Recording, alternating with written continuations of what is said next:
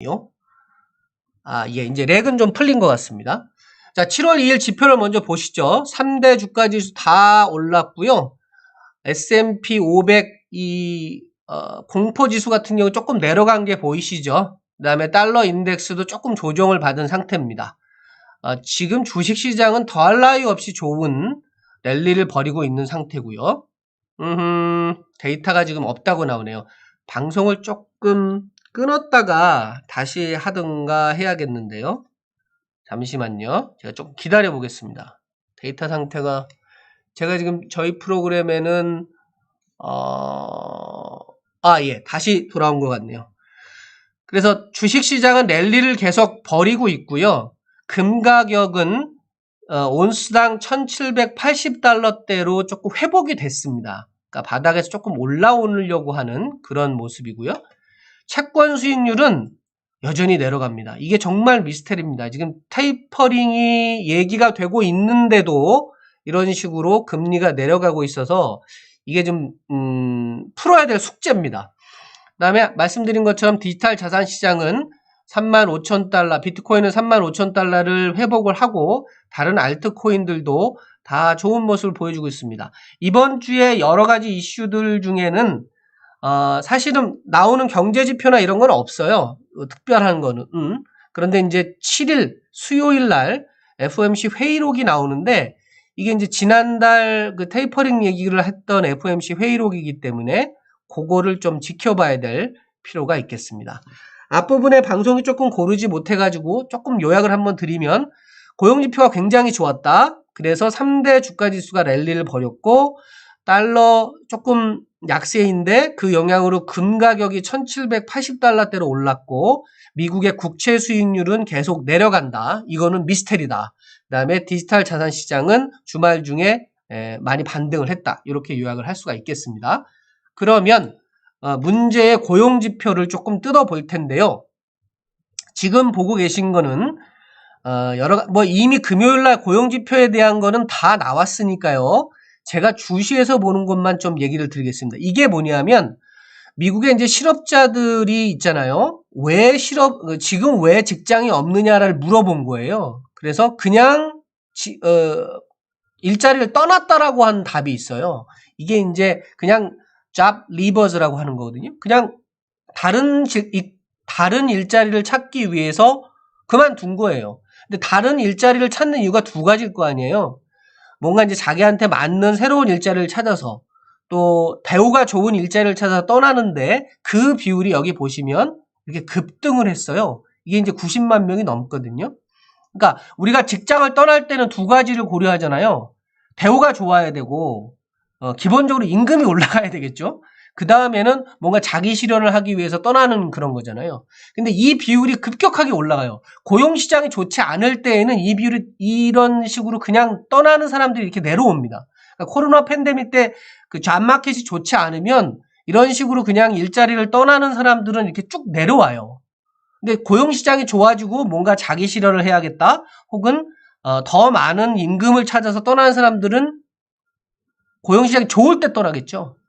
그러니까 지금 이 지표가 그런 걸 보여주고 있거든요. 그러니까 미국의 고용시장이 질적으로 굉장히 좋아지려고 하는 모습을 여기서 볼 수가 있어요. 근데 약간 우려스러운 건 뭐냐 하면 이런 식으로 뭔가 자아실현이나 더 좋은 대가를 위해서 일자리를 버리는 그런 사람들이 늘어날 때가 꼭 이렇게 몇 번 있거든요. 이게 이제 여기 한 번 있었고 여기도 있고 여기도 있잖아요. 근데 2007년 8년 요때는 서프라임 모기지 사태 바로 직전이거든요. 지금 이제 미국의 경제 상황이 피크를 치고 올라가려고 할 때에 꼭 이런 현상들이 나타난다는 거죠. 그래서 2008년도에도 그런 상황이 좀 있었고, 물론 2013년하고 2016년에도 이렇게 뾰족 튀어 올라오는 걸 보일 수가 있어요. 이때도 이제 경기가 좋을 때였는데 그런 면에서 보면은 지금 고용시장이 미국은 굉장히 좋은 상태다. 그리고 미국의 노동자들이 새로운 일자리를 찾아서 떠날 만큼 탄탄하다. 이런 걸 볼 수가 있는 거죠. 그러니까 연준이 이런 지표를 보면 이 사람들이 이 90만 명이나 되는 사람들이 이제 새로운 일자리를 잡을 거잖아요. 그러면 임금도 올라가고 훨씬 더 좋은 대우를 받겠죠. 이런 것들이 이제 고용시장의 질적 향상, 임금의 구조적인 상승 이런 걸로 연결이 되면은 연준 입장에서는 테이퍼링을 조금 강하게 더 해야 될 요소가 생기는 거죠. 그 다음에 또 하나 볼 거는 전체적인 임금 수준의 문제인데요. 자, 요 지표는 제가 조금 더 자세하게 보여드릴게요. 미국의 고용부로 들어가서 자세하게 좀 차트를 볼게요. 이게 뭐냐면 에버리지, 그러니까 시간당 임금 부분을 그린 걸 텐데요. 요게 아니네요. 요걸 겁니다.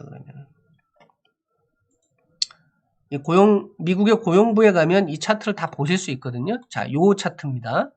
여기 이제 보면은 각 업종, 미국의 업종별로 이렇게 다 표시가 돼 있죠. 그래서 시간당 평균 임금하고 6월 달에 그 일자리가 몇 개나 늘어났는지를 이렇게 표로 표시를 해 놓은 거예요. 가로축은 일자리가 늘어난 거고요. 세로축은 시간당 평균 임금입니다. 보시면 미국에서 시간당 평균 임금이 비교적 높은 직종은 여기거든요. 여기 유틸리티즈라고 되어 있는, 그러니까 유틸리티라고 하는 게 뭐 수도, 전기 이런 쪽이잖아요. 여기는 이제 조금 전문적인 기술이 필요한 거니까 시간당 임금이 높아요. 그리고 이제 정보와 관련된, 인포메이션 관련된 직업들, 그 다음에 이 재무, 그러니까 금융 쪽 직업들이 이렇게 시간당 임금이 높아요. 반면 중간쯤 되는 임금이 뭐냐면 여기거든요. 교육, 헬스케어 뭐 이런 쪽이에요.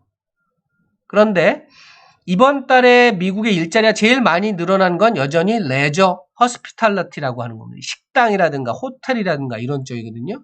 여기 보면은 다른 업종에 비해서 월등히 일자리가 이렇게 많이 늘어났어요. 근데 임금 수준을 보세요. 임금 수준을 보면 여기가 제일 낮아요. 다른 일자리에 비하면, 이 보시는 것처럼 이쪽에 비하면 이게 밑에 쪽에 위치하잖아요. 그러니까 미국의 시간당 임금 전체적으로 6월달 고용지표를 보면 시간당 임금이 올라갔어요. 올라갔는데 그게 주로 이쪽에서 발생한 임금 상승이라는 거죠. 근데 절대 임금 수준은 그렇게 높지가 않아요. 그러니까 아직 이 임금 상승에 의한 어떤 물가 압력 이런 거를 고민할 정도는 아닌 것 같다라는 거죠. 근데 이쪽만 보면은 그런데 아까 말씀드린 자발적 실업이라고 하는 부분이요. 더 좋은 일자리를 찾아서 떠난 사람들도 이만큼 많다는 거거든요. 그러니까 이게 약간 서로 트랜짓하는 거예요. 아직 그 어떤 추세적인 방향성은 나타나지 않았다는 거죠. 여기 보시는 것처럼 일자리가 많이 늘어난 어떤 뭐 식당이라든지 호텔이라든지 이쪽에 임금 상승은 절대 임금 수준으로 보면 높지 않기 때문에 아직은 걱정할 단계가 아니다. 어떤 면에서 걱정할 단계가 아니다. 임금이 많이 올라가 가지고 인플레를 자극할 정도는 아니다라고 하는 거죠. 이제 고용 지표를 이렇게 뜯어볼 수가 있고요. 그 다음에 디지털 자산 시장 쪽으로 좀 그 포커스를 좀 옮겨서 보면 이런 뉴스들이 주말 중에는 좀 의미가 있다고 봅니다. 이게 보면 최근 30일 동안의 해시레이트거든요. 비트코인의 해시레이트가 보시는 것처럼 7월 들어서 이렇게 조금 반등을 해요. 해시레이트가 떨어진 건 이제 중국 문제 때문에 그런 건데 이게 급락을 했다가 좀처럼 회복을 안 하다가 이런 식으로 해시레이트가 올라가는 걸 볼 수가 있죠. 그러니까 채굴업자들이 다시 달려들기 시작했다는 거예요. 그러나 과거에 떨어진 거하고 비교하면은 여전히 아직 그 뜯어낸 기계를 다시 인스톨을 해야 되니까 그런데 시간이 좀 걸리겠죠. 그리고 토요일 날 저희가 보도도 해드렸지만 채굴 난이도가 이렇게 뚝 떨어졌습니다. 지금 3번 연속으로 채굴 난이도가 이렇게 내려갔거든요. 그러니까 해시레이트가 많이 내려가니까 비트코인 네트워크가 자동적으로 채굴 난이도를 이렇게 떨어뜨려서 더 많은 채굴업자들이 네트워크 안으로 그 컴퓨팅 파워를 넣을 수 있도록 자동적으로 맞춰지고 있는 거죠. 이렇게 채굴 라인가 내려가고 해시레이트가 올라가면은 네트워크의 안정성도 올라가는 거니까 이런 부분들이 사실은 선후 관계를 따지기가 조금 애매해요. 제가 이제 차트를 비교를 해보면 과거 데이터를 비교를 해보면 여하튼 해시레이트가 좀 반등을 하고 이러면 보통의 경우에 이제 그 비트코인 가격이 올라가는 거하고 시기가 좀 일치하는 그런 부분도 사실 있습니다. 이런 뉴스가 좀 중요하고 그 다음은 이건데요. 저희가 이제 금요일 밤에 그리고 토요일 날 아침에 이 뉴스를 보셨을 텐데 데일리 호들에서 코인베이스가 지금 상장을 고려 중인 알트코인 종목들을 쭉 열거를 하는 기사를 냈습니다.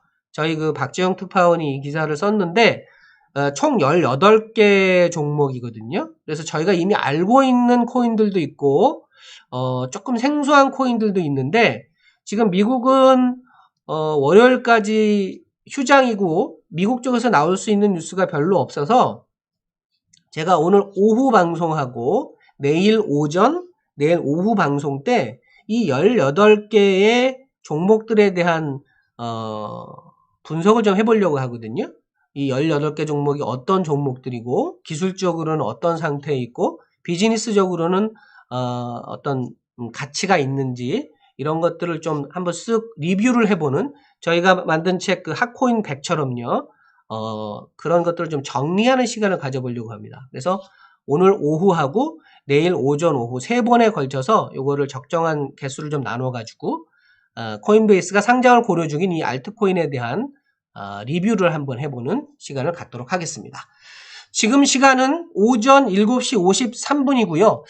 미국 시장이 휴장이다 보니까 또 중국 쪽에서 뭐 나올 수 있는 더 나쁜 뉴스는 좀 없어 보이긴 하는데 이번 주 초반 시장은 좀 박스권에 계속 갇히거나 큰 가격 변동성이 없지 않을까 하는 생각을 좀 해봅니다. 그런 면에서 좀 차분하게 하반기 투자 전략을 세우는 시간으로 이용하시면 어떨까 싶네요. 지금까지 블록미디어의 JJ 기자였습니다.